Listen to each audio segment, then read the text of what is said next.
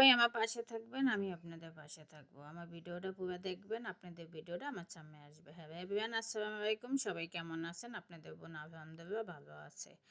আর সবাইকে অনেক অনেক ধন্যবাদ, দোয়া ও ভালোবাসা। যারা আমার সবসময় আমার পাশে থাকেন একদম শুরু থেকে, অনেক অনেক দোয়া থাকলো। আমার সেই প্রিয় ভাই বোনদের ধন্যবাদ দিয়ে ছোট করব না। যাই হোক, আজকে কি রান্না বান্না করতেছি, সকালে উঠে চাইবের রুটি বানাইতেছি। আর চাইবের রুটি কিন্তু মাংস দিয়ে অনেক মজা, আমাদের বরিশালে খুব পছন্দের। তাই আমরা এখানে ৪-৫টা রুটি বানাইতেছি, আমরা বেশি না ৭টা রুটি হয়েছে। আমি চাইবের রুটিটা বানাই নিতে আছি কীভাবে, সেটাই আপনাদের সাথে দেখাই। আমি চাইবের রুটিটা রেসিপি দেবো, একদম সফট থাকে, ২-৩টা মাত নরম, কোনো শক্ত হয় না, খাইতে অনেক মজা। যাই হোক, রুটিটা এভাবে বেলছি, এখন ভাইজা নেবো। এই যে আমি দাঁড়াই দাঁড়াই রুটি ভাজি, তাড়াতাড়ি যেহেতু দেরি হয়ে গেছে। যাই হোক, এভাবে দেখেন রুটিটাও ভাইজা নিয়ে এখন আমি পাতাকপি ভাজি বসাইতে আসি।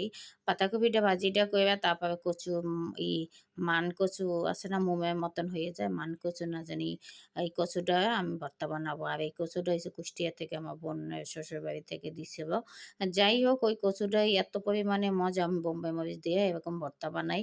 আর এই কচুটা খাইতে অনেক অসাধারণ কিন্তু। এই যে বোম্বাই মরিচটা দিয়ে দিছি, আর কচুটা আমি সিদ্ধ কইরা তারপর বাইঙ্গা নিছি একদম মোমের মতন। আর এরকম ভাইজা, আর এই কচুটা যে এত পরিমাণে মজা, ঘিয়ে আবার ধইন্যাপাতাও দিয়ে দিছি। যারা না খাইছেন এভাবে একবার খাইয়ে দেখবেন, একদম অনেক মজা লাগে। সাথে আমি তেলাপিয়া মাছ দিয়ে, আমার পাশের বান্ধবী আমাকে দেশের থেকে বেগুন দিছে। সেই বেগুন দিয়ে একটা আন্টির হাতে লাগানো গাছের বেগুন, সেই বেগুন দিয়ে আমি তেলাপিয়া মাছ রান্না করব। আর তেলাপিয়া মাছটা কে পছন্দ করেন কমেন্টে জানাইবেন। আমার কাছে তেলাপিয়া মাছটা কিন্তু খুবই ভালো লাগে। আর তেলাপিয়া মাছটা ভাজিটা যে কি মজা! আমি বেশিরভাগ তেলাপিয়া মাছ ভাজি খাই। আর এখন অনেক কিছুই ফ্রিজে একদম জাম হয়ে রয়েছে। আগে তো আমি অনেক মাছ আইনা মাখাই রাখতাম, ভাজিটাই আমার কাছে খুবই ভালো লাগে। আর কিন্তু তেলাপিয়া মাছ এই যে বেগুন দিয়ে খুবই মজা। যাই হোক, মাছটা ভাইজা নিছি, আর তারপর বেগুনটা ওপাশে দিয়ে দেবো, একদম মাখা মাখা করবো। এই তরকারিটা যে খাইতে কি পরিমাণে মজা! আর আমাকে সবসময় দেখবেন, আমি বেগুন কিন্তু অনেক পছন্দ করি, বেগুনটা বেশি খাই সব তরকারি। আর সব মাছ দিয়ে কিন্তু বেগুন খাবো। আমার বেগুন তরকারি যে কি পছন্দ! আর আমার হাতের এই বেগুনের তরকারিটা কিন্তু অনেক মজা হয়। সবাই কিন্তু একবার খাইয়ে দেখবেন এইভাবে রান্না করে। আর আমি সবসময় বলি, আমাদের দক্ষিণের মানুষ কিন্তু এইভাবে রান্না করে। আমি যেভাবে রান্না করি এইভাবে। আর আমরা একটু ঝাল মসলা বেশি খাই। আর ঝাল মসলা বলতে আমরা আদা খাই না। আর মাছের শুধু রসুন খাই। তবে মাছের স্বাদটা একদম অরিজিনালে পাওয়া যায়, ঘ্রাণ পাওয়া যায়। আর যাই হোক, আমি কিভাবে রান্না করি, সবাই যদি ভালো লাগে একবার রান্না করে খাইয়ে দেখবেন। আমাদের সব দেশের রান্নাই মজা। তারপরও এক দেশের রান্না তো খাইতে মন চায় যে ওই দেশের রান্নাটা কেমন লাগে একটু খাইয়ে দেখি। তাই না? এখানে ভাতও দিয়ে দিছি, ভাতটাও হয়ে গেছে, ছ্যাঁকা দিছি।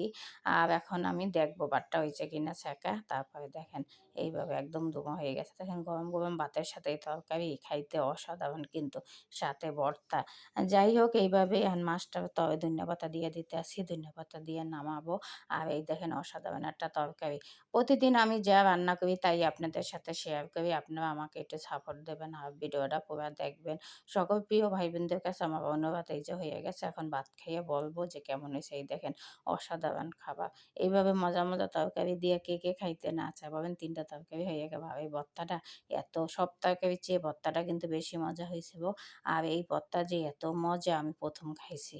আমি কখনো খাই নাই, ১ম রান্না করছি। আর বোম্বাই মরিচ দেওয়া, তার দ্বিগুণ হয়ে গেছে। সাথে দিছি ধন্যবাদ। সবাই ভালো থাকবেন আমার প্রিয় ভাই বোনরা। আল্লাহ হাফেজ।